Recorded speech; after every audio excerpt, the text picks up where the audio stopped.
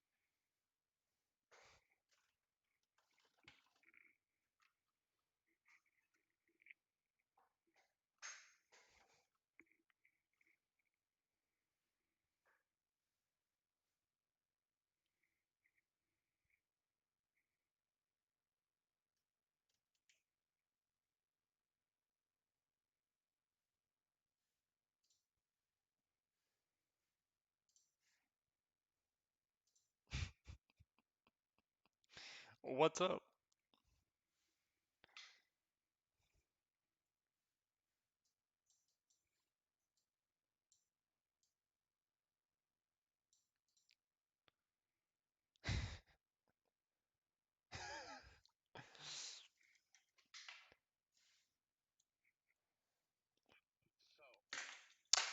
You're loud. No, I'll turn you down. It's cool.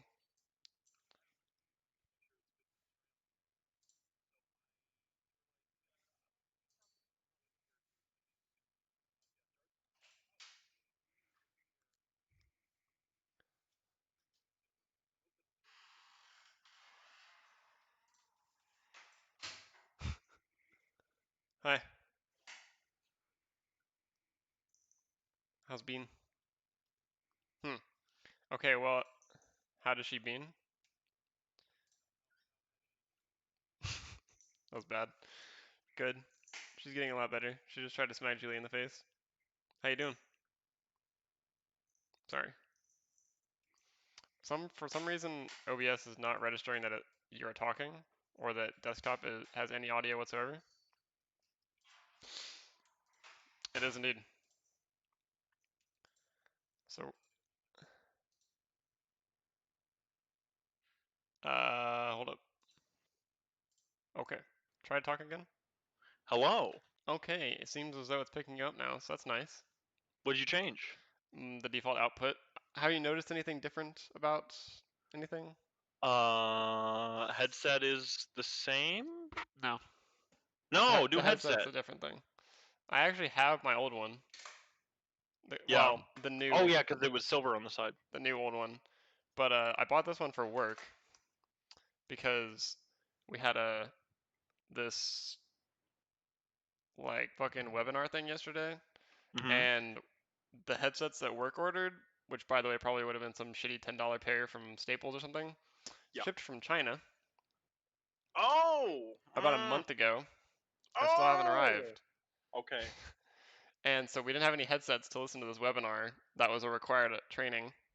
Mm-hmm. And I was like, let me just look on Best Buy and see if I can find a decent but cheap-ish pair of headphones Yeah. from. I was trying to look for the exact pair that I got you actually, the Corsair ones, which are nice The headset, Corsair, what, 5SO? I forget exactly what it 500S was. or S500 or something like that.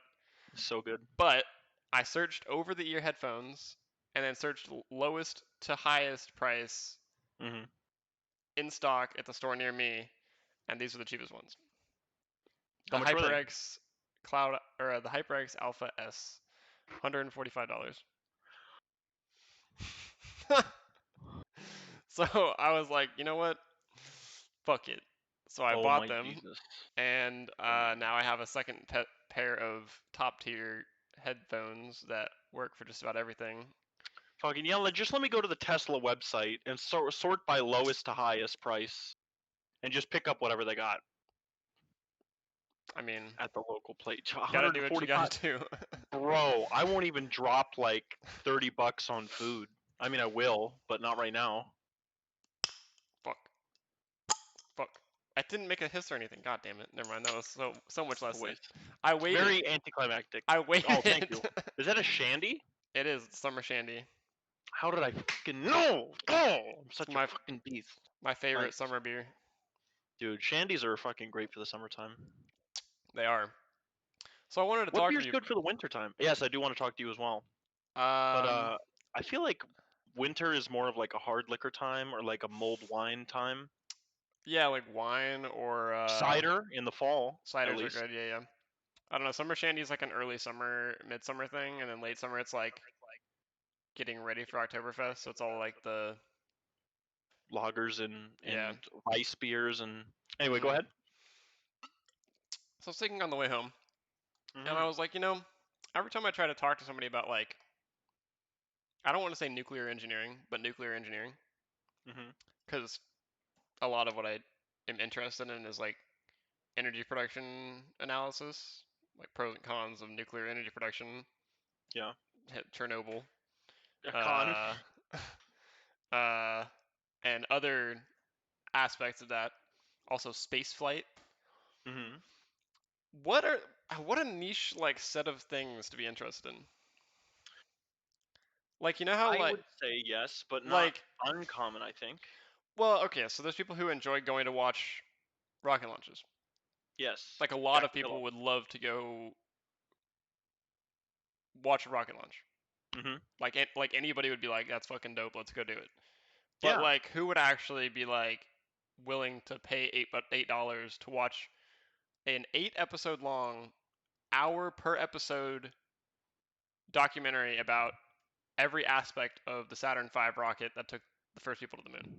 Do you think that would interest a lot of people, or is that like a really like maybe like a portion of the population definitely would be interested in that, but like some people are like, yeah, it's cool, but I'm not gonna sit down and watch 8 hours worth of documentary over that. To be honest, here's the thing.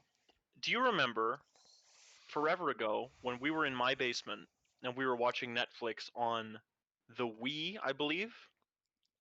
That makes sense. Yeah. This was so fucking old school that if you wanted to watch Netflix, it was like, oh, Netflix does streaming now. You don't have to order a DVD. Yeah, I remember But, that, dude. That was like the no, first no, like no, listen, OG. listen.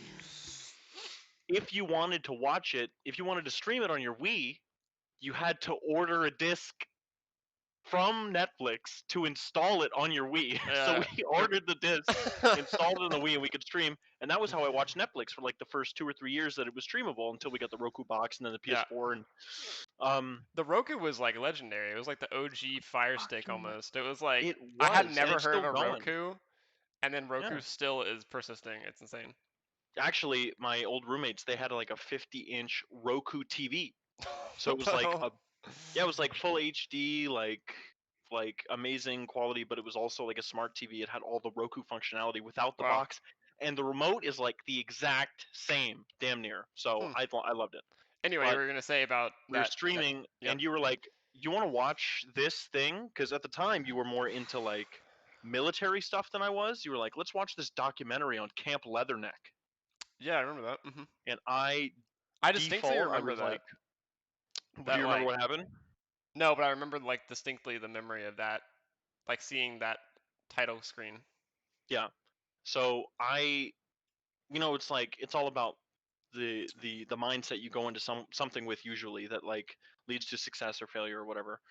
Anyway, I went into that saying I don't like military stuff and I don't like documentaries. So it was like 8 minutes in and I was like, can we watch something else? Which is like the most annoying girlfriend thing to do ever when you're trying to Julie show her does that. something you're interested in. Yeah.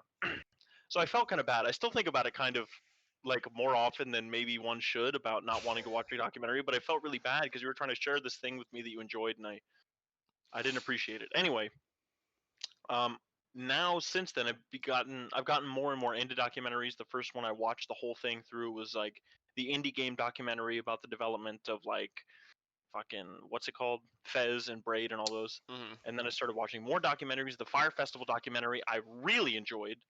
And what I've observed about documentaries is I feel like it's almost like a mixture between entertainment and education, because it's like providing you with information that you don't know and getting really in depth on a certain subject, but it also presents it in a way that's meant to be engaging and to draw you in. And I think it does it really effectively in a lot of cases. Hmm. Um, so I feel like definitely with any documentary, there's a potentiality of you being suddenly interested in it without having, let's say, having a clear desire to seek out information on it before.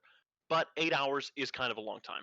Yeah. So, but I mean, like, you ever think about, so like, what's something that you're interested in that you'd consider niche? Like, there are things that are like everybody would watch a documentary on, like The Last Dance that just came out is over sports. So Hmm. many people are interested in sports and what goes on behind the scenes in sports and all this shit, but so few people could give it less of a more of a shit about what happens behind the scenes when you're building a spacecraft or Hmm. uh, a nuclear power plant or like the history of nuclear energy through the times.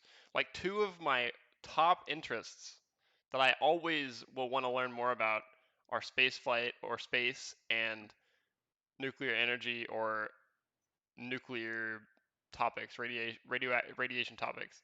But like, who cares about those? You know, like, You and enough other people that there's a market for a Chernobyl disaster miniseries and a documentary and spaceflight documentaries. I saw a spaceflight documentary when I was very, very young. My dad took me to an IMAX theater at the same time as the release of Harry Potter and the Goblet of Fire to see the Roving Mars documentary, which I see, I think thought that was really good. I think that those one-off things are different than somebody having a innate specific Yes, I agree. desire to learn more about it. Because like anybody could go to an IMAX theater and be like, "Holy fuck, this screen is fucking huge, and the sound is amazing, and the video is amazing," and then they Hmm. leave it and they're like, "Yeah, okay, let's go to lunch."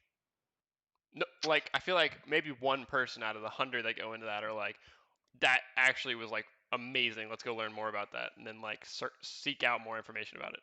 There's such like I don't know how to describe it, but I always thought I was interested in those niche topics like herpetology. Hmm. Right. I don't know. Kind of specific. But the thing is that you say it's niche, but it has a lot of involvement. It's like the one thing that well, there's two things maybe. The thing is that I've never really I like watching antique restoration, as you know, like Hmm. on YouTube online and stuff. And I've watched probably like hundreds, maybe like 150 hours of like antique restoration on just on the internet. Hmm. I don't know if that's a niche thing or something you could make a documentary about, but if there was a documentary about it, I would watch it. I'm sure there is. The other thing is, fuck, I lost it. True crime, but that's not even niche anymore. Like I watched like the documentary on like uh, kidnapped in plain sight. I think it's in plain sight. It's a documentary on this guy who kidnapped this one girl like two or three times Hmm. from her family who he lived next door to. And she Yeah, just took it's it or crazy. something, It's or just what? what's that? What happened to her? Like, why did Oh, she just get? like, How did she get kidnapped multiple times? well, because the guy was like, he went to their church and everyone said he was just like the best guy, and then he would like literally come over to the house just to hang out with the girl in her bedroom, and the parents were like, "Fuck yeah, go on." Oh, that's fucking weird. But okay. And then he like took her away, and he told her that they were actually aliens and they had a mission they had to copulate to help like save the. Yeah, he fucked this girl, dude. It was really bad. Jesus Christ. Anyway, it's really interesting and it's really good, and it's like, but the thing is, it's like awful, but it's Yeah. so intriguing. It's like, Hmm. and things. I mean, figuring out like if a big crime was planned and it didn't go over, I want to know why it didn't go over and how it didn't go over and what happened and who was there and what were the results. But if it did go over, I kind of want to know even more. It's like About if we have information yeah. about Okay. it. I mean, think we never really hear about the perfect crime, but like if there were Yeah. a documentary on the perfect crime, I'm there. So it's like not so niche, but it is. I'm gonna say it's less niche of what you're talking about, more like a specific interest. No, I mean, you can always go more specific. You could be like, I only like true crime when it involves like grand larceny.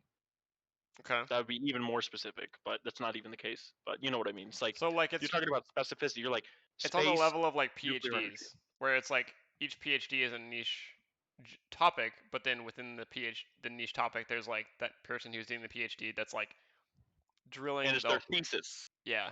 Yeah. That's like on So it's something like, that's mhm. like very like So there's like ecology of this specific education, frog in this specific country in a specific stream that only exists mhm. half the year. like Darwin and his tortoises and his Finches. finches. Yeah. Doesn't he? Didn't he do something about tortoises, or was that different? I mean the Galapagos tortoises. He had a couple, But and one still exists at well theoretically, supposedly not theoretically, supposedly still lives at the Irwin Zoo. yeah, that he owned it, and then Steve Irwin took a bunch of pictures. Damn, that thing's outliving people left and right. Dude, what if Corona killed that tortoise? Oh my god. That'd be pretty fucked up. That would be So pretty what's your fucked up. point with all this niece interest line of questioning I here? don't know. I just always felt like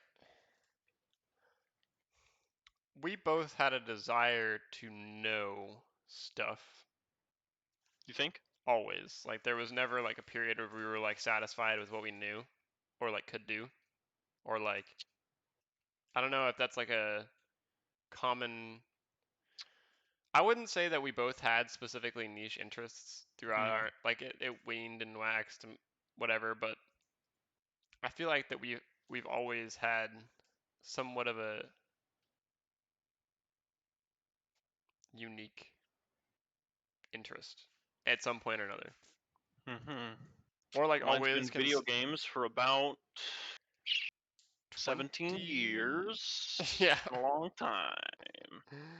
I But mean, the thing is that I feel like you're kind of speaking for yourself on this one because you think I'm so? completely content. Well, I mean, obviously I don't want to like be like no, but also I'm not like I'll just I feel like I don't really push things. Okay. It's like it's not like if I'm moving with somebody and I lift something, I'm not like I wonder if I could lift more. Let's see how much I can lift. And then I start working out and I'm like I want to lift more. It's like I never had the drive to like exercise in that way. It's like if I play here's the thing, I give up. I'm like a huge like pussy, right? Like I've noticed this specifically with games, but also in basically every other aspect of my life. It's just like if it gets too hard, just peace out, dude. Like I used to rent games from GameFly and Blockbuster. Wow! But I used to rent games and shit, You're really and then aging the yourself here. game, really. But then the game would get nice. The game would get too hard, and instead of going, huh, how do I beat this? I would go, oh, game's too hard now, and I would send it back. Literally, I did that with I got I don't even know like dozens upon dozens of games. It's a Cloud9 mask. Are you kidding? Nope. Bought it so I could Oh my god! I just use it for. realized. Wait. Look at the logo again. Show the logo. It's a cloud made of nines.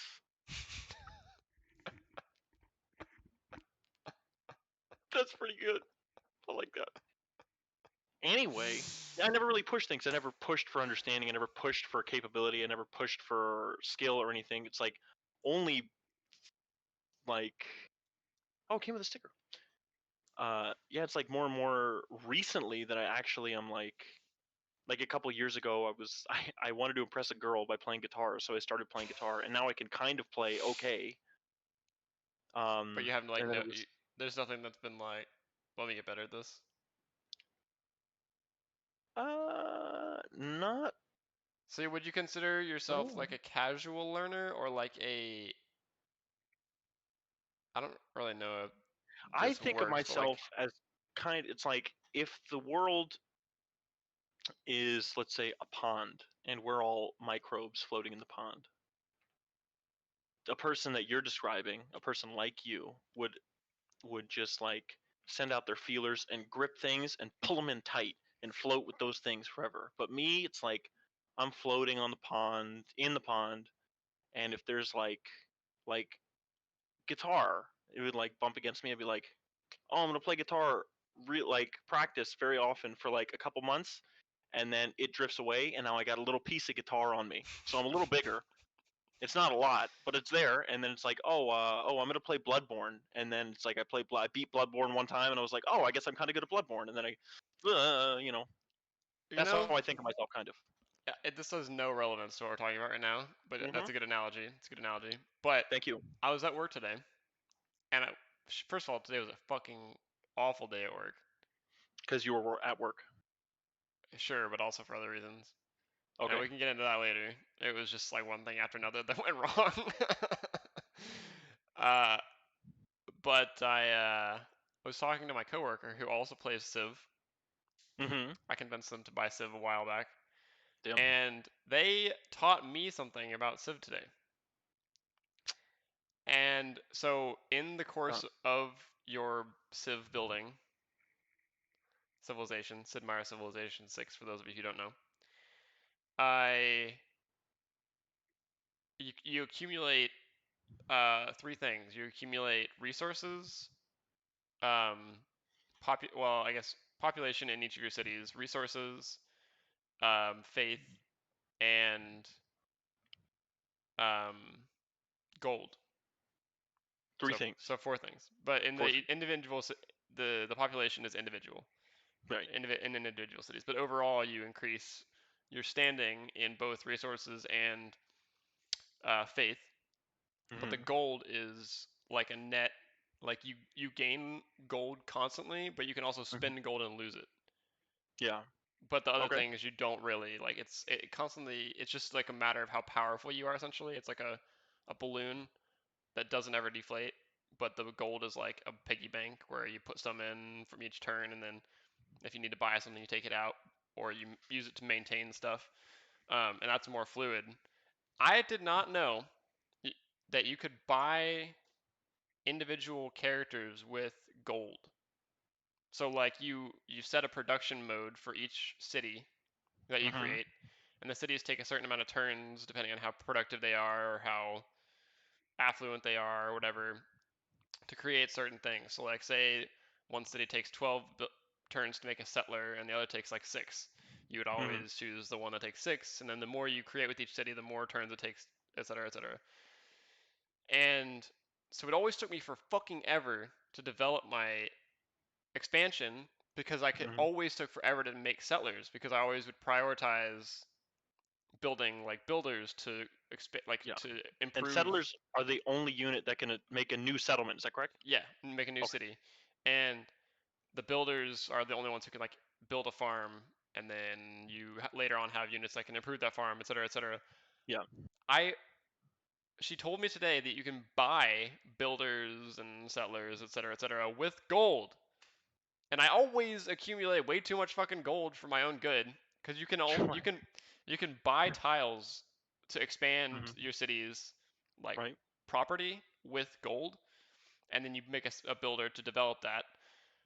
But I beyond that, I didn't think there was anything you could do with gold. So That seems I had like a 50% success rate in Civ for winning games because I always developed too slow. And so by the okay. time I've developed like 4 cities, the others have developed like 8 cities, Yeah. and I'm like, Gandhi nuked you. how? Yeah. Yeah. And and she told me today that you could buy them, and I was like, you mean I could just like surround Toronto and then crush it instead of waiting until the end of the game to crush it?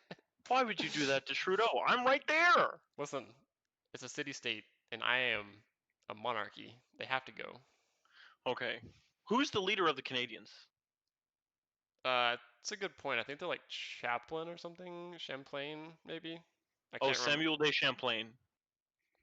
I don't He fucking was know. the man who originally sailed up a river from the Atlantic, I forget which one, and established Quebec. Quebec City, I believe. Yeah. Probably that him then. Yeah. It certainly wasn't John Cabot, I'll tell you that much. No, Anyway, honestly, I have no idea who it is. But anyway, I was like mind blown, and so I came home, and after this, I think I'm gonna have to play a little bit of Civ I figure. Sounds good to me. because I have literally lost games because I haven't been able to expand fast enough, and I could have won every single one of them. It's like rare to have above 10k gold because you constantly like spending it on stuff and like maintaining And by stuff. stuff you mean just land Yeah, for you yeah. previously. Okay. And each like some units like take 1 gold per turn or something like that, but it's not uncommon to because it's maintenance. It's like a maintenance cost Hmm. for a I mean, it whatever. seems like not a lot, to be No, honest. and then some things produce their own gold, so you but take like 1 out of that 3 gold production to maintain themselves. Mm-hmm. So like you net 2 gold out of that, but you gross 3. And Yeah. so like it kind of balances out. Like if you have enough of the production, then you at least break even with the gold. Mm, But it's not uncommon to gain between like 250 and 350 per turn towards like mid game. right. Turns out I could have just fucking been building shit, and you know, so I have like 11k gold plus every game that I've ever played because When you lose, you have 11k gold. yep, that I could have been If spending only I on could have actual done stuff. something with this gold. And all the time, the people from the opposing civilizations who I meet come to me and they're like, "Your army is too weak," and I'm like, "Yeah, because I have to wait like 60 turns to make 1 soldier. You fuck." And now I realize that they're probably saying that because I had like 10,000 gold and it takes like 20 to make a soldier. That's honestly, it's kind of funny. Yeah, so you know, fuck Your me, right? shortcomings make you laugh. I mean, you're in Kansas right now, but but Anyway, yeah. Cheers. so that's a another random thing. Speaking of games, you're like, I'm gonna play some Civ after this. I'm like, I want to play Terraria so bad in this big ass update, Yes. but I don't want to because I want to start streaming it tomorrow, and I want to go in blind. I want to be like, look at all this shit, Okay. but I don't want to like. Why not stream it tonight? I guess unless you're going to bed right after this. I mean, I gotta go to bed for 9 because I gotta wake up for 7 tomorrow.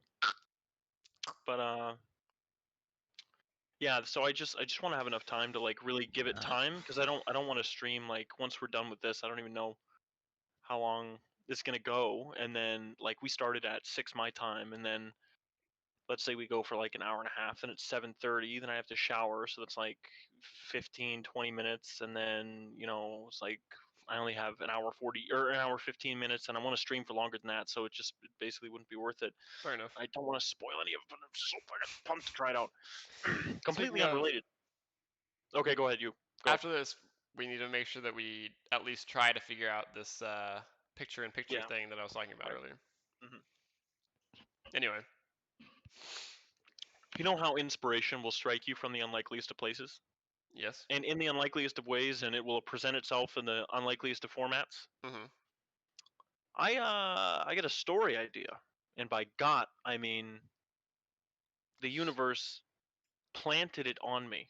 Story for what? Like a video or like a I'll explain. writing? Okay. I think it's a narrative idea, but it could be it could be a book. And the universe does this like I say, in the weirdest ways. So what the universe decided to do today on my walk home was put an idea on paper in front of me on the ground.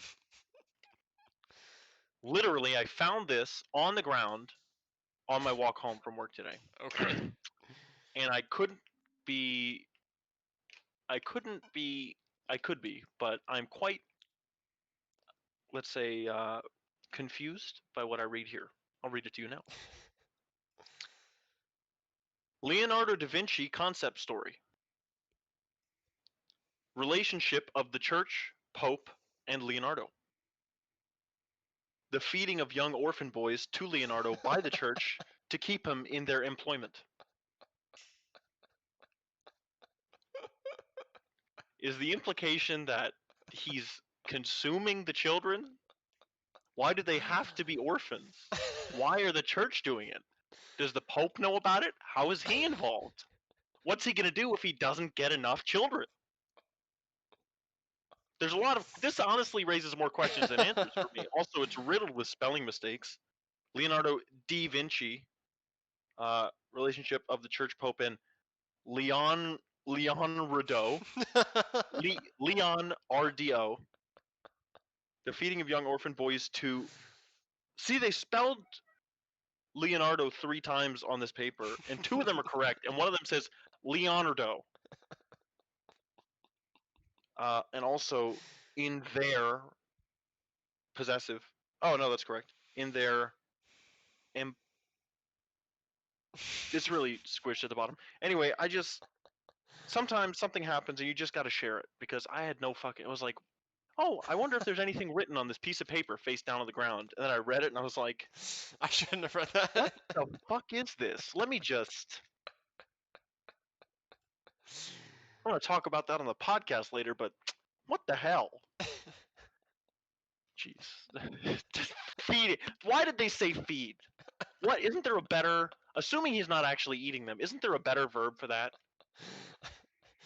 I mean, He might be eating them. are you sure he's not eating them? I mean, I'm Leonardo. not. That's all the. I read you every word on this paper. That's it. It's not even written like normal handwriting. It's so big. It's really big. It's all caps. It's literally. Well, no, it's not. There's like the odd letter that's not capitalized, but it's all. It's like the handwriting. It's not even bad for real. What But if yeah, what if like okay, so if you were a leader like Trudeau or Obama, you're about to say Trump. Nice one. what would be If you like were, if you were a real leader, yeah, exactly. What would be like one stupid ass thing that you'd constantly do on purpose? Mine would be like intentionally aggravating people, like but playing they can't dumb do shit. or that, yeah. Or like just like in any way I could intentionally aggravating people. Ordering Uber Eats to the White House probably,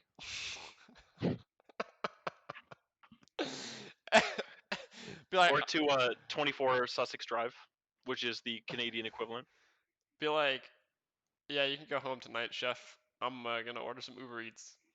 Yeah, there's literally a chef on retainer to cook you food, and you're like, listen, man, I haven't had a Did Whopper in a you minute. know that the president has to pay for those meals?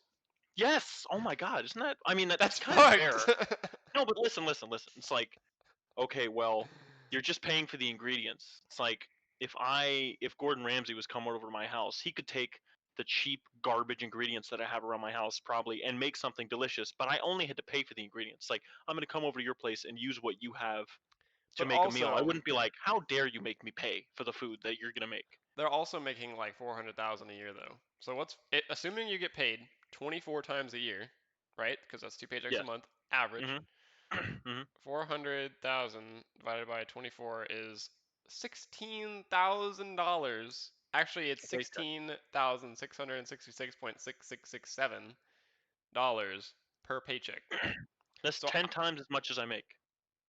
No, sorry, that's 20 times as much as I make. yeah. So I think they can afford them, but Wait, the president makes that much? yes, I thought you were talking about the chef. no. Yeah, the chef makes that much. Hold on. That'd be fucking pretty baller.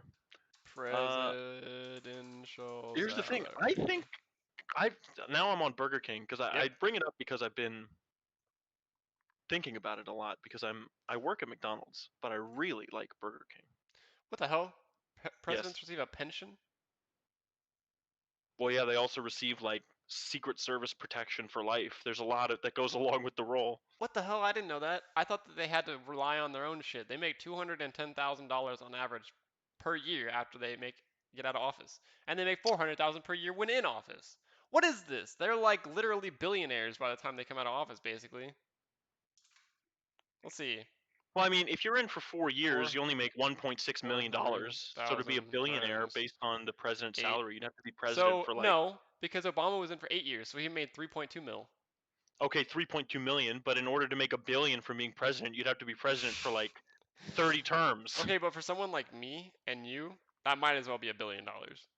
Like, Yes, like okay, absolutely. At what point would money not matter anymore? Like living a normal person's life, for right? me, 3.6 million, for game me, over, dude. I think that after like honestly, $400,000 would I'd be able to pay off my house in like 6 months maybe? Because what else am I gonna spend money on? Also, why is my camera not focusing? I do not know. You're so blurry. There we go. Nice. Uh, yeah, I don't know. I always thought about that though, like what I would do if I had that kind of money. Like I'd pay This is an off my. interesting comparison to make. Sorry to interrupt, but this is something I just read today. The president makes $400,000 a year. Mhm. In 8 years, the president will make a living wage of a total 3.6 million. 3.2. minus costs and living expenses and whatever. 3.2, sorry. Yep. $3.2 million. Jeff Bezos Makes that in like a day. makes $9 million an hour. Did you know that? I didn't know that. He could literally sit on his couch and be like, "Yeah, I'm just gonna buy this small town in Wisconsin." I'm gonna buy Wisconsin. Yeah, basically. I'm gonna save up for Wisconsin. Done.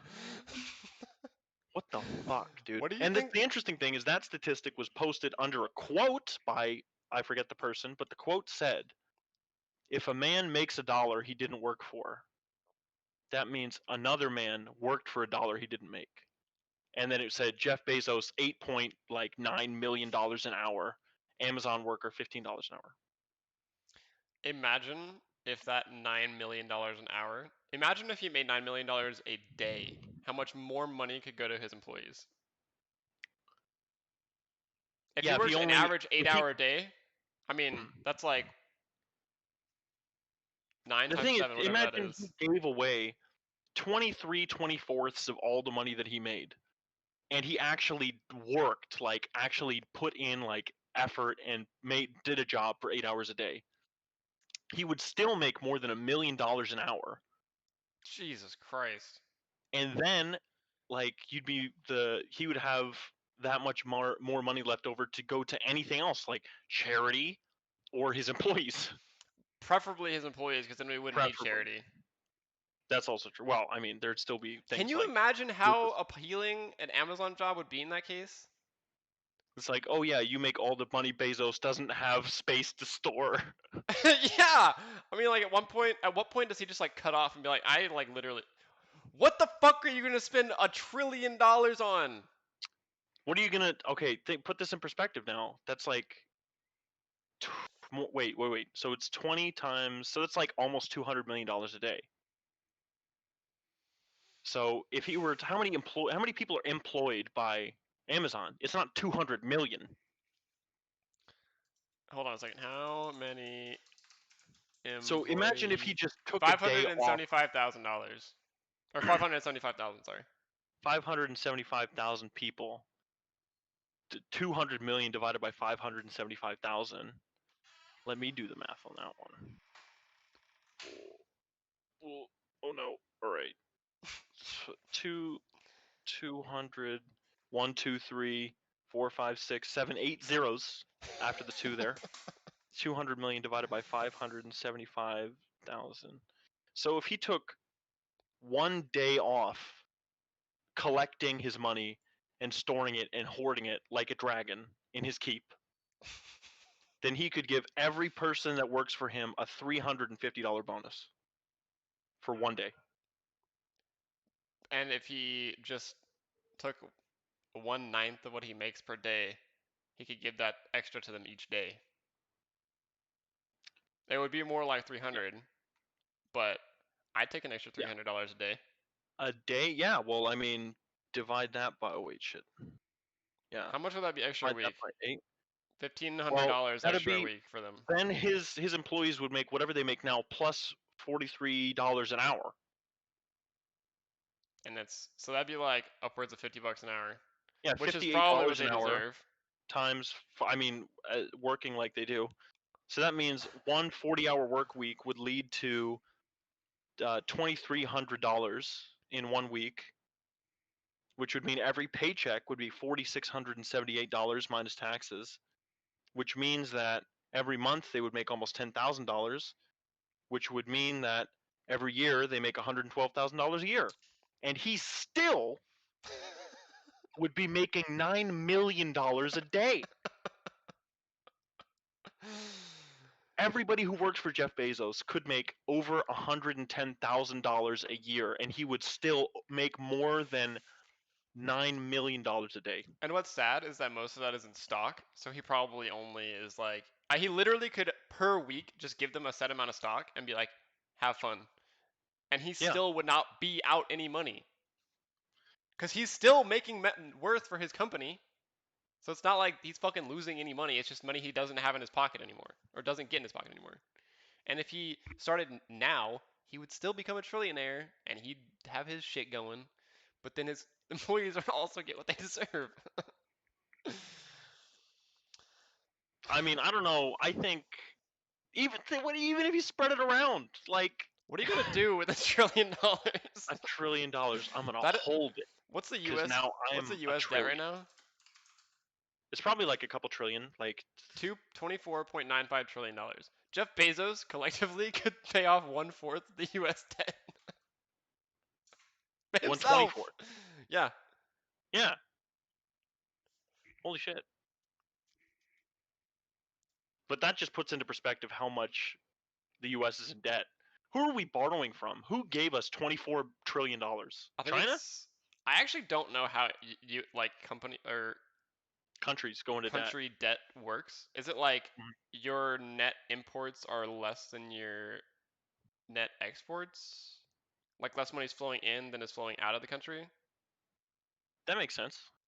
And so we are like buying things from another country, So does that mean increasing the everyone's amount. debt evens out? Like who is indebted to whom? I mean, yeah, there can't And be does negative it? money in the world. I mean, basically the world runs on credit and debt now. So Yeah. essentially yeah, it all must even out, but somehow the US still has the largest debt and economy. I don't know how that works. Well, it's because we took all that money in, and we haven't given it back. So it's like if you borrow like $2,400 from a good friend of yours, that might make you. I mean, this is me talking. So I was about to say that would make you maybe the wealthiest of your friends, but just because I'm a broke ass bitch. So let's say you borrowed $24,000 from a close wealthy friend of yours. That would maybe mean that of all the people that you know, you have the most cash on hand at this moment. So you have the biggest economy, but you also have the greatest debt. Hmm. So why not use that extra money that's coming in to even your playing field and pay off the debt and then Because we call it want to good? keep it. They want to keep it. They want it. They want the money. Because if they don't have money, what are they going to tell people that they have? That's like if Not I money? got that's like if I got like, I had like $900 in debt, right? And then I Yes. get $1,000 paycheck, pay off the $900 debt, and I'm good to go, and I only spend $100 over the next 2 weeks, so that I have no debt anymore, and I also have a little bit of money to spend. Hard to live on Hmm. $100, but you can do it. And For two then weeks, yeah. sure, for spaghetti, But then what the U.S. is sure, doing, whatever you want. And then like you're out debt. You don't have any more debt. Instead of paying but it what off the in U.S. is installments, doing is it's $900 in debt. So am I frozen? you are. Damn it! What the That's a fuck? good thing to be frozen on, though. That's not a good face. Help!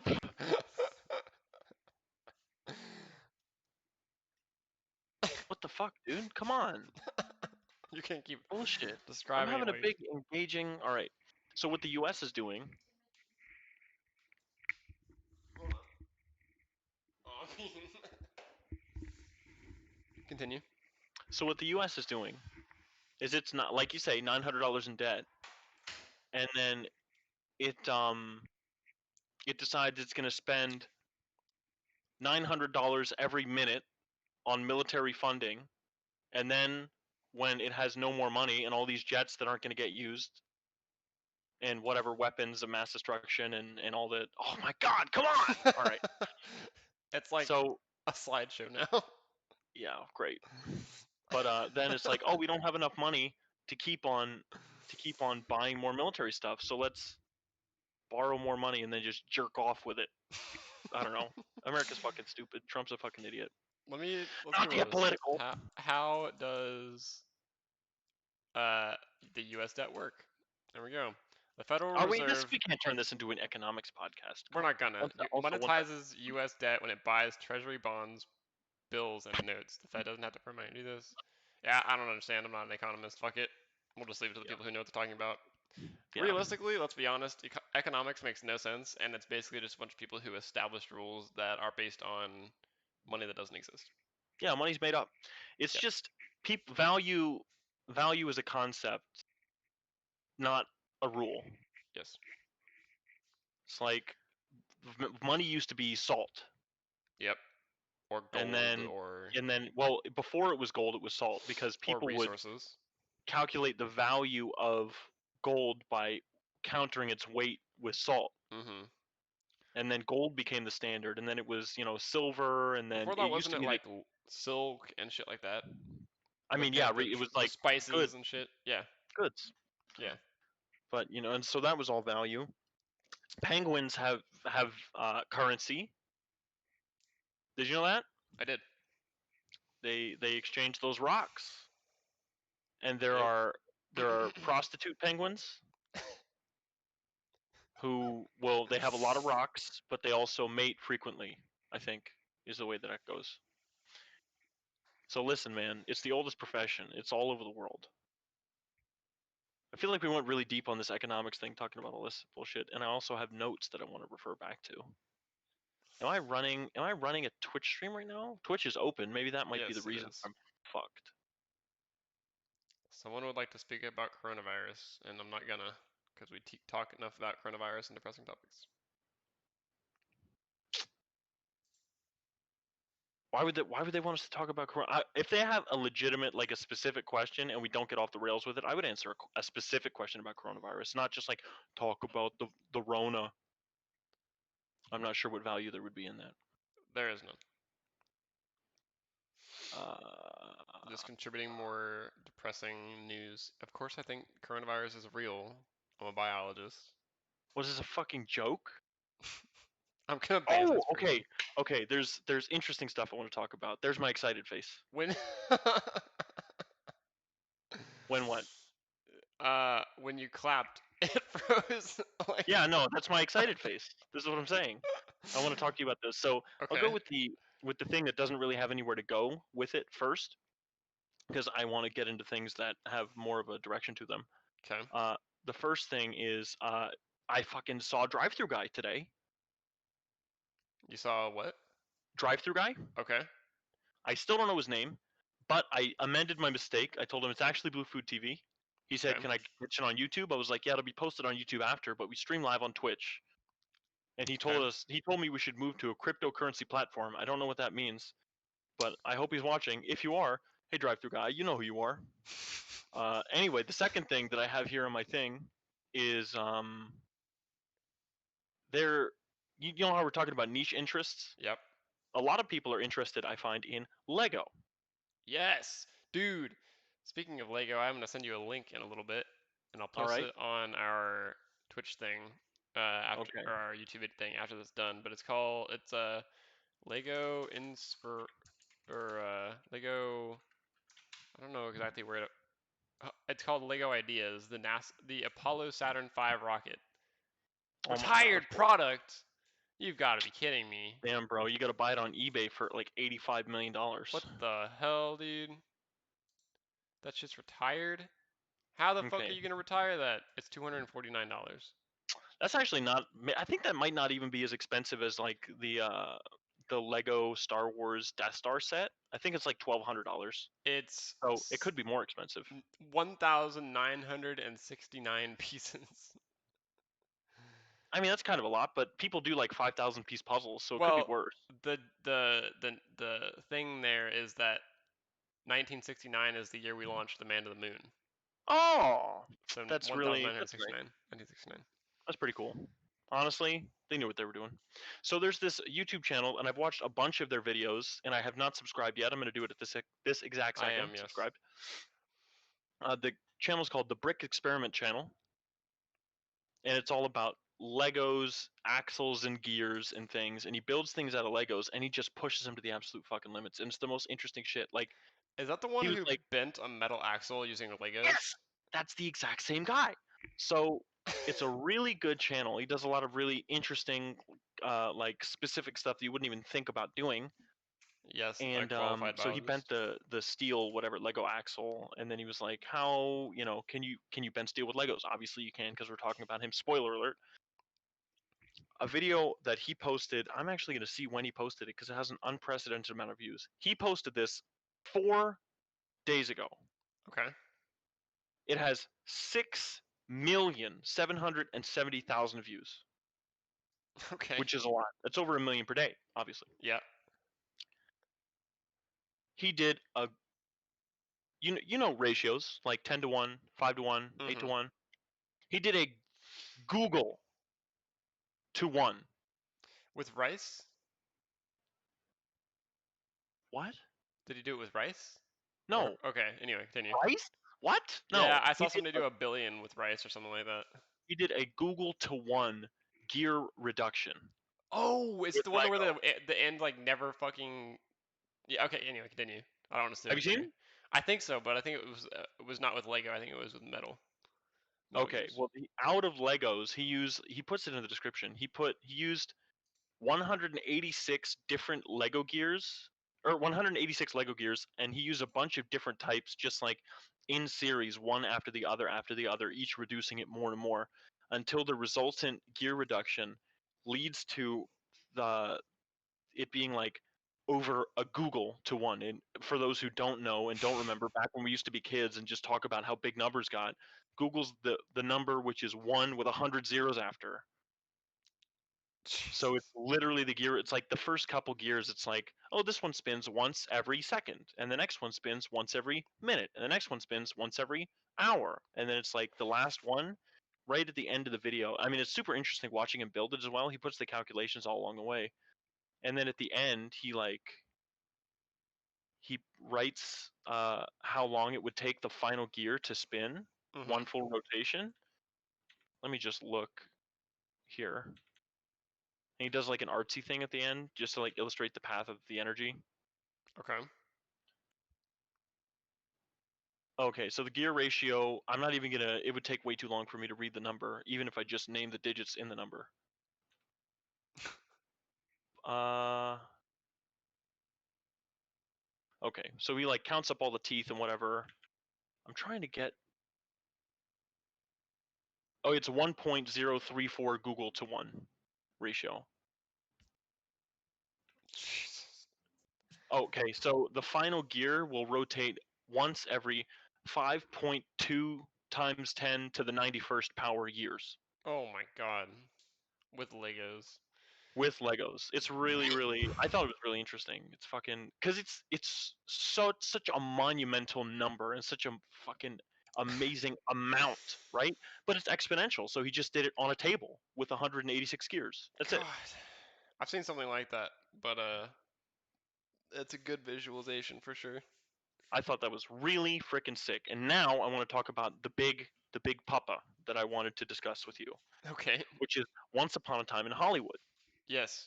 I'm going to relate this to, well, for those who haven't seen it, spoilers. I would give you a physical signal when we're done talking about it, but I can't move. Have you tried turning off your camera and turning it back on again, or unplugging your camera and plugging it back in? Maybe that is it. Maybe it's my. So if I freeze again, I'll unplug my camera. But you've seen Once Upon a Time in Hollywood. Yes. What'd you think? It's interesting. I appreciated the parallel storylines that eventually met at the end. Um, and apparently it is based on a true story, but deviates at the end, Yes. where such and such would have been. Yes. So Yeah. I think that I prefaced it with a spoiler warning. So if anybody doesn't want to get it spoiled, because I care about spoilers, I really do. But I want to Okay, talk about it. so we'll just. Can I say it? Yeah. Okay, so the So person to leave now. Okay. the person whose house they broke into, the friend and the woman died, right? And the guy was away. The Okay. Well, let's back it up a little bit. So the whole idea of the thing is that it's taking place in late 60s Hollywood. Mm-hmm. Once upon a time in Hollywood, exactly what it's meant to say. It's am I gonna stay? I hope so. Damn it. Nope. We'll fix that later. But Once Upon a Time in Hollywood, it's late 60s. There's this fictional star. His name is fucking Rick Dalton, Yep. played by Leonardo DiCaprio, was really good, and his stuntman Cliff Booth. And there's a lot of kind of stuff that, like the whole story about Cliff and the whole story about Rick and their bromance and whatever. I really found that engaging, and I thought that was the main point of the story. But then Cliff is off doing his own stuff. He picks up this hitchhiker who's like really hot, but she's not 18. Anyway, it doesn't matter. There's a whole subtext that I didn't get because I was not well versed in the lore of the Charles Manson Mm-hmm. situation. Yeah. They committed a lot of murders, apparently, and I really didn't know anything about it. So they showed somebody in the movie who's supposed to be Charles Manson, and you're supposed to know him just by the look of him, even though he Yeah. doesn't, in my opinion, look very much like Charles Manson, other than having shoulder-length black hair. So I didn't know who he was. They're just like, they show him, they don't say his name. He's only in there for like a couple seconds, and then he leaves. And I was like, okay, that was weird. I wonder if he's gonna show back up. The And then I recognized it because of the ranch. As soon as they met that Spawn lady, Ranch. yeah, and as soon as they met the lady and said they were going to the ranch, I immediately knew because I recognized the whole like Charles Manson ranch Yeah, shit. I never looked up anything about Charles Manson before, so I didn't know anything about this. But apparently, there are a lot of characters being portrayed in the movie that were like in members of the Manson family and who definitely did commit heinous, like violent murders in Hollywood, like in the late '60s Yeah. and early '70s. And then at the movie's like more than 2 hours long. It's something like 2 hours and 14 minutes long. It's really long, and I love Quentin Tarantino, so I was really living for like every minute of the movie that I saw. But then at the end, the whole thing is building up to August 8th, 2 hours 40. 1969. Yeah, see, it's really long. So the whole thing is building up to what eventually is arrived at this date, August 8th, 1969, which is the day on which members of the Manson family broke into the home on Cielo Lane, uh, in Hollywood of Roman Polanski and his wife. Mm-hmm. God, what's her? Sharon Tate, Yep. and murdered Sharon and her three house guests. Yes. But And it instead, wasn't it was. even because she was famous, and it wasn't even because her husband was famous. It was because someone who lived there before Mm-hmm. kind of fucked Charles Manson over. He's like, go kill whoever lives there.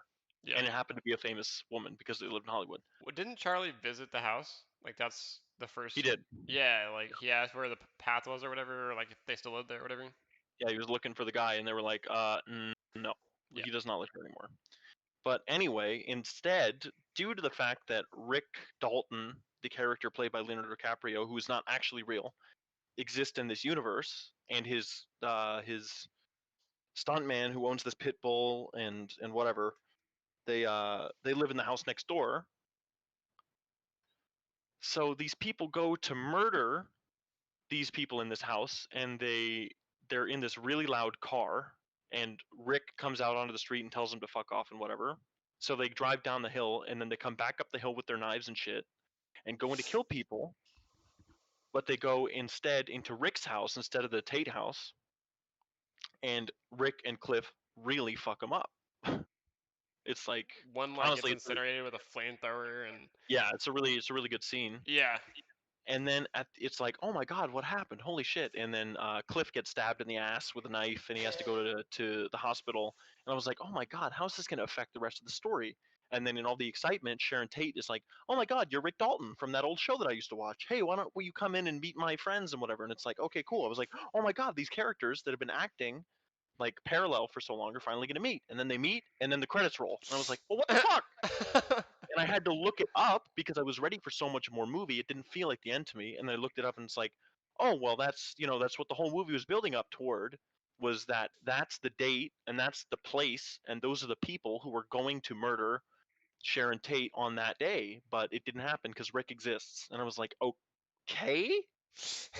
I didn't really see the purpose to all of it, to be honest. I And I think the didn't know anything about Charles Manson, so it just didn't make sense. I think the that's a good. I mean, that's a good point. It it in my opinion, I enjoyed it just because of the entertainment value. Oh yeah, I mean, I still really enjoyed it. Like all the action, except for like making Bruce Lee look like an asshole. That was pretty funny. It was kind of funny, but it was also kind of like, but Bruce Lee was like such a cool. Anyway, Yeah. oh, True. the other confusing part for me was that they did all these like they showed when Rick Dalton had a screen test for being in The Great Escape instead of Steve Madden, and they like digitally inserted him into old footage of this really old movie from like the early '60s. Mhm.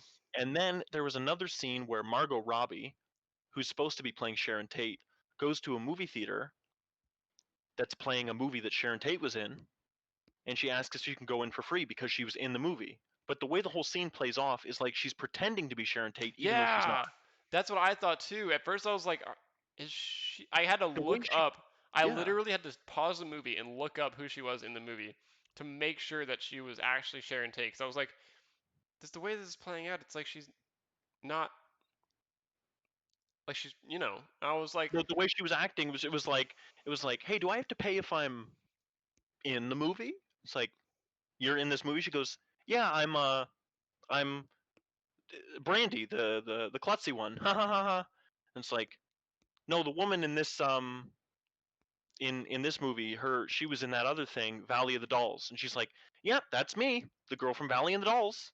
yeah, and And I she's was like, like, yeah, go ahead in, I guess. And I was like, I thought they were gonna call the police on her because she doesn't even look yeah, like Sharon Tate. exactly." And And then I was like, and then they showed the footage of Sharon Tate in the movie, and she doesn't look like Margot Robbie. I was like, if you were gonna insert Leonardo DiCaprio into The Great Escape, couldn't I mean, I understand it's like nice to do an homage to Sharon Tate because she was brutally fucking murdered in her own home while she was pregnant. Um, yeah, it was a weird. I mean, like there were some parts like that were kind of out of place, kind of weird, confusing. but Definitely not my favorite Tarantino movie, but I still no. did enjoy a lot of it. I think my favorite Quentin Tarantino movie was Django. And really, I thought it would have been Inglorious Bastards. That was good, and I think that was one of the first movies we watched together. I don't think it was because I distinctly remember not seeing it until many years later because you asked your mom if we could watch Inglorious Bastards, and the title alone was enough for her to say no. Really? And we would have had to rent it on demand, which she also didn't want to do. Shit, these days my mom's just like, yeah, $12 to rent a movie, let's go. Damn, that's fucked, dude. But yeah, I no, know. I remember us really Interesting. wanting to watch it because it was cool and it had Brad Pitt and it was in German. And that honestly, that's still my favorite Quentin Tarantino movie. I could watch that all Hmm. day, every day. Okay. I mean, it was But I definitely really up did there. like Django Unchained because Leonardo DiCaprio was a fucking menace of good acting. I love that Yeah, guy. and the scene where he breaks the glass and is actually real and he's like actually bleeding. Yeah, Shit, dude, hardcore. guy's But insane. then I'm going back to Once Upon a Time in Hollywood real quick. The that little girl who's in it, I remember seeing like her and Brad Pitt and Leonardo DiCaprio interacting a lot on like their press or whatever for the movie. Hmm. And I was like, oh god, this little girl must have a huge role in the movie. She She was in does there for not. like, She's in there for like a scene and a half. yeah, like while they're She has filming a that film the first time and then the second time where she says that was the best acting I've ever seen and then goes away. She's just like and then walks right off. Yeah, that's the last thing she says in the whole thing. I yeah, was like, what the fuck? And then it's like, oh yeah, after that he went to film 4 movies in Italy and then he came back and then with a he almost wife. got murdered and then he made, yeah, and he was married and he met Sharon Tate and that's the end of the movie. I was like, what the fuck? I thought that was going to be like the beginning of the establishment of his amazing movie career afterward being a great actor in the US, but he's not. It's just like, oh yeah, nice to meet you, I used to be famous. Yep. It's kind of really confusing. It feels more like kind of like a Hollywood jerk off thing for me with like Yeah. uh Quentin Tarantino. He's like, I make movies. I'm gonna make a movie about making movies and Hmm. have Sharon Tate in it. It could have been better for sure. It was like Yeah. just because Quentin Tarantino made it doesn't mean that it has to be like the best thing in the world. No, but a lot of it, parts of it were still really engaging and really entertaining, but also literally jerk off in a lot of scenes because there were so many fucking feet. And Quentin Tarantino has a heavily established history of foot fetishism in his movies, and Honestly, this one's no different. I was looking for it and I actually didn't see much, but I guess I was like spaced out for the movie, not looking for it in the middle of it. But I went into it expecting that because I had read about that. Expecting a lot of feet. Yeah. Hmm. Well, when Margot Robbie is watching Sharon Tate in that one movie, I forget, it's like the Ball Wreckers or the Wrecking Crew. The Wrecking Crew is what it's called. It's a Dean Martin movie. Um, but when she's watching it, she takes off her shoes and she puts her feet up on the seat in front of her. And Yeah. so whenever it shows a Hmm. footage of her laughing at the movie, it's like her feet are like in the foreground and they're all dirty Yep. because I guess she's just been like walking around without shoes on. And then when the chick inside the house on the ranch is watching TV with all those people, all it's like they're all teenage girls and all their feet are out, like Yep. pointing at the TV. And then Cliff comes in, he's like, "Hey, where's Bobby at?" And she points to his room with her foot. And then when he picks Pussycat up off the side of the road to drive her to Spawn Ranch, she puts her feet up on the windshield. There's a lot of feet that you might not have noticed. There's a lot. Yeah. I mean, I didn't take note every time they occurred, but yeah, I knew that there were a lot in that movie. Fucking feet. Why is it gotta be feet? Why couldn't he be an ass man? Like, True. come on. I mean, he Yeah, definitely Margot like. Robbie's watching a movie and just like spreading her ass cheeks open to the camera. Yeah, fucking Leonardo DiCaprio spreading his. Honestly a good. It's also kind of, I guess it's kind of normal to like sexualize women's feet, which is kind of messed up because it really, I guess it shouldn't, but it's normal to sexualize women, which I guess is kind of like a sign of the patriarchy. This is getting really unintentionally sexist, but it's like I'm kind of glad that it's women and not men, because imagine him like putting in like foot fetishism but like men's feet. It's like, all right, we're gonna have you do that whole scene again, Rick, but we want you to do it in barefoot. Hell Why? yeah. Just fucking do it, okay? Trust me, it'll make you a better actor. Yeah. That's why. Have you ever heard of a little movie called Die Hard that won't be made until the 90s? Yeah. He wasn't wearing shoes in that one either. That was a great movie. So Jesus. yeah. Oh, and I drew parallels between that movie and another movie, and I believe it's called Remember Me. It's a Robert Pattinson movie, famously known for playing the vampire Edward in Twilight films. He's Haven't actually a seen really good it. actor. Neither have I, because I had the ending like I watched a video where it talked about the ending and how and why it's so weird and bad. And now I have no intention of watching the movie because it doesn't fucking matter. Anything Robert that happens in Pattinson the movie, hates every movie he's been in. I don't know about every movie, but he hated Twilight for sure. Aren't they? I thought they had released all the movies, but apparently they're They coming have out with one.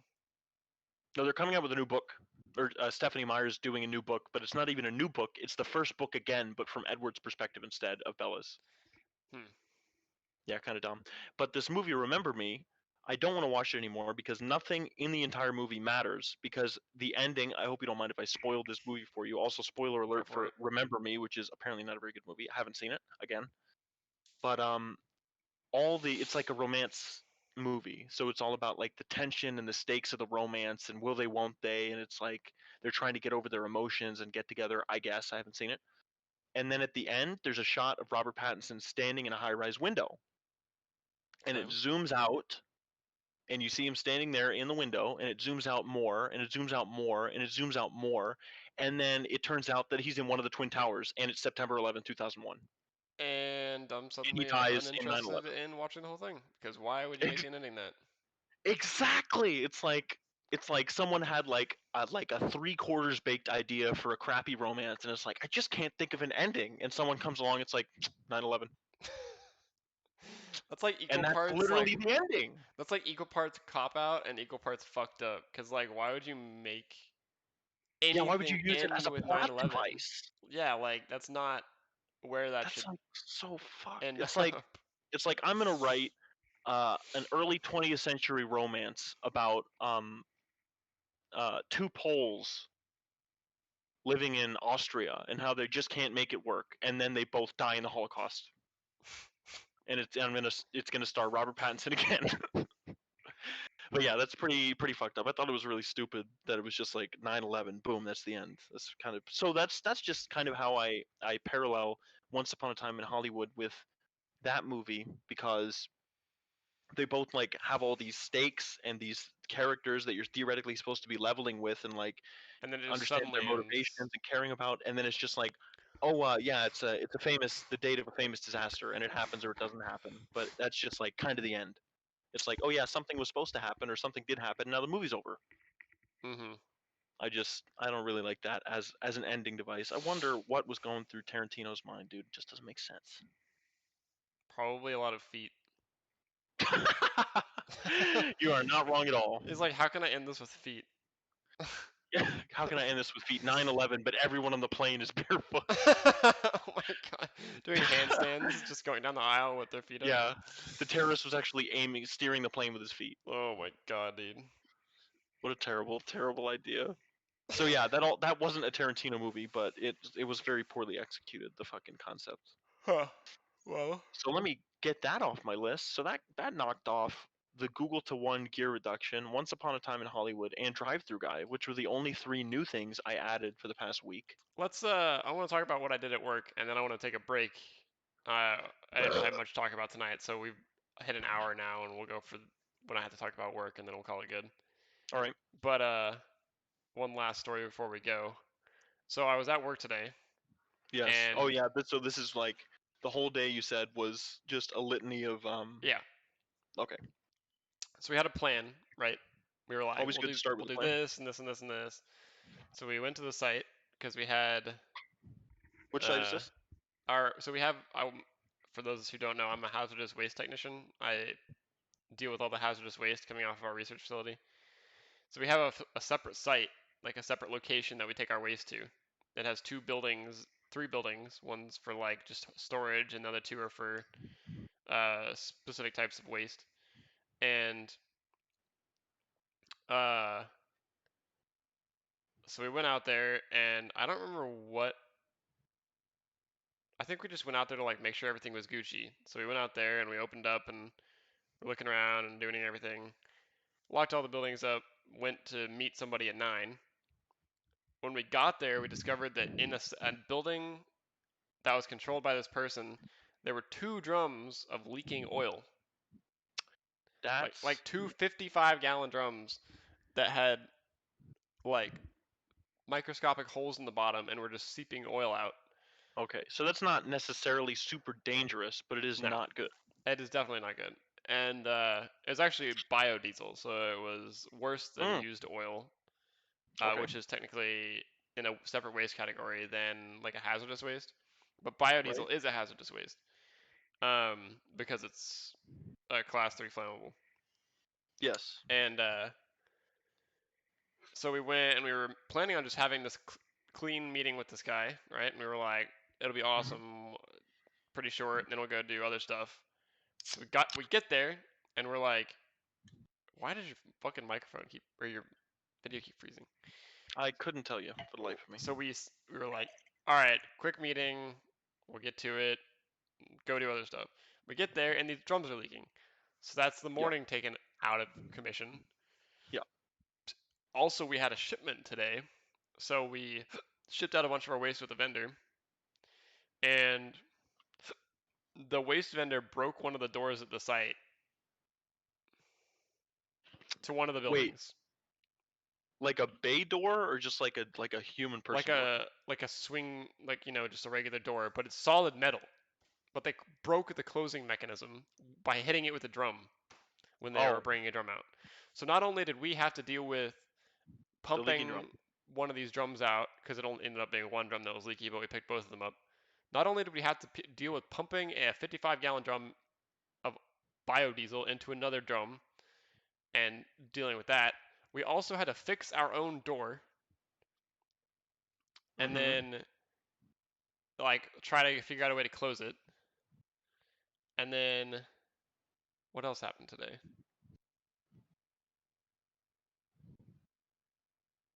I don't remember what else. Anyway, it was just one thing after another, and we couldn't find a chain that had links big enough to fit our locks through, so we had to steal a chain from another place and put it on there, and then blah, and it like literally it was. I can't remember everything that happened because I've just pushed it out of my mind, and I was so hungry and tired during most of this that I was like, fuck it. But literally Right. like from 8 o'clock today to 4:15, I did nothing that I went to work planning to do today. Holy shit. Like This if it's not one thing, it's 10 other things, right? yep.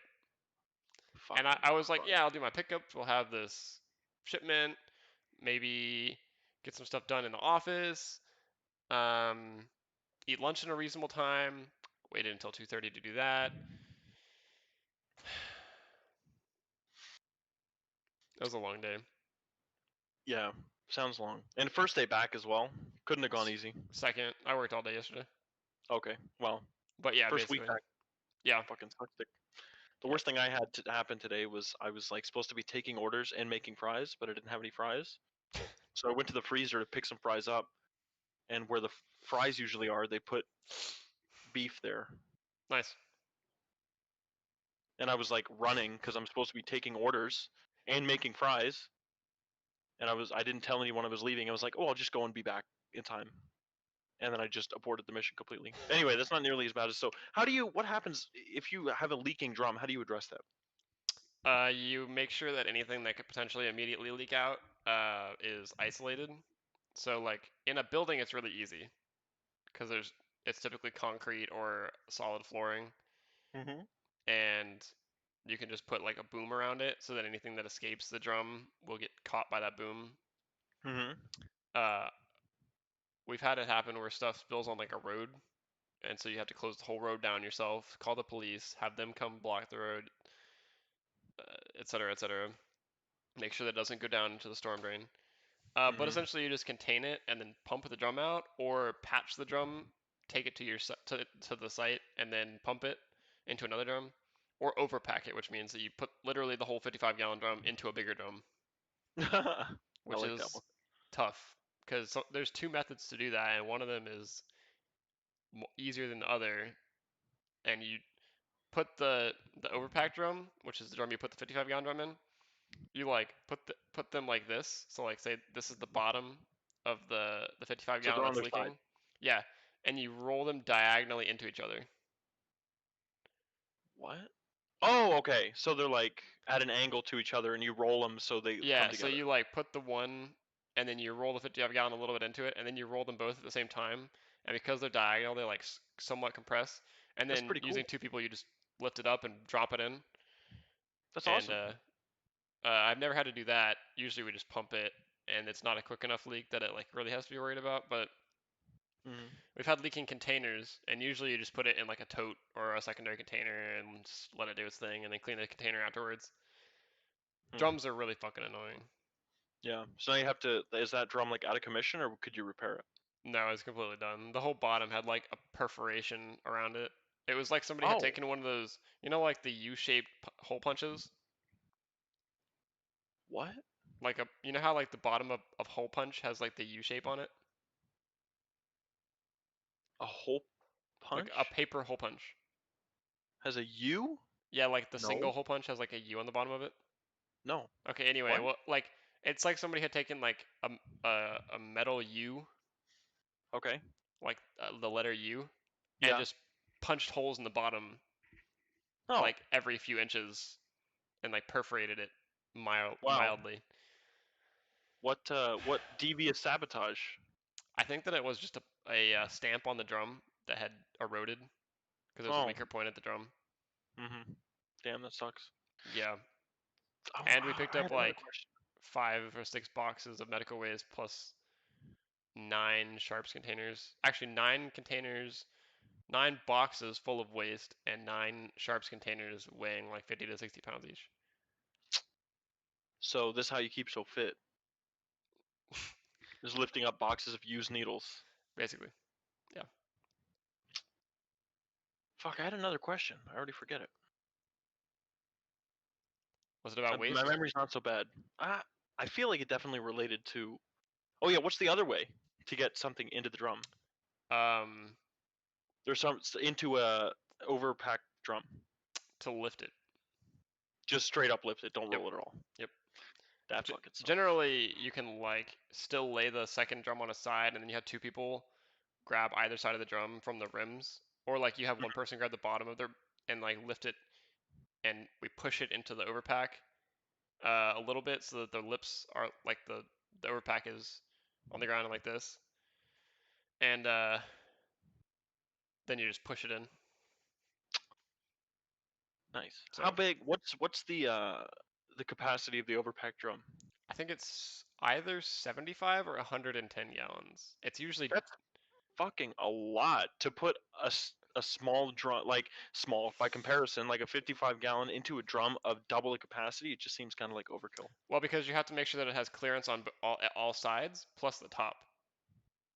So Oh yeah. I think it's 70 to 85 though. 75 to 85 gallons is the average for an overpack drum, I think. Damn, yo. Oh shit, I was looking at the ground when it froze that time. Fuck.